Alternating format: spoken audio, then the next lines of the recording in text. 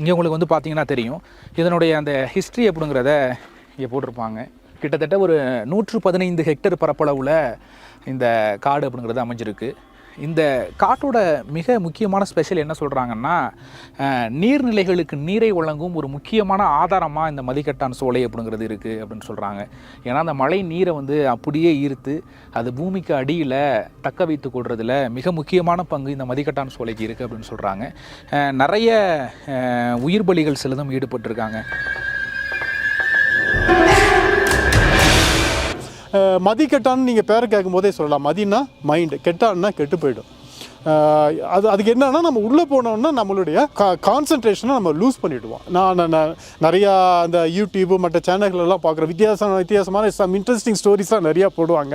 ஆனால் சயின்டிஃபிக்காக நாங்கள் அடிக்கடி போய் அதில் எக்ஸ்பீரியன்ஸ் ஆனது என்ன காரணம் இருக்குன்னா அது உள்ளே இருக்கக்கூடிய அந்த லேண்ட்ஸ்கேப் ஒரே மாதிரி இருக்கும். ஒன்று. ரெண்டாவது, அடர்ந்த காடுகள். டவுனுக்கு பக்கத்தில் இருக்க காடுகளெல்லாம் வந்து உங்களுக்கு விறகுக்காகவும் மேய்ச்சலுக்காகவும் பண்ணிடுறதுனால உங்களுக்கு சின்ன டேமேஜ் இருக்கும். இது மாதிரி வெளியிடத்தில் வந்து இருக்கக்கூடிய இந்த காடு வந்து மனித மூமெண்ட்டுமே இருக்காது. வேற எந்த தொந்தரவும் இல்லாதனால விலங்குகளுக்கும் பறவைகளுக்கும் இதில் கொடுக்கக்கூடிய ஆர்கிட்ஸு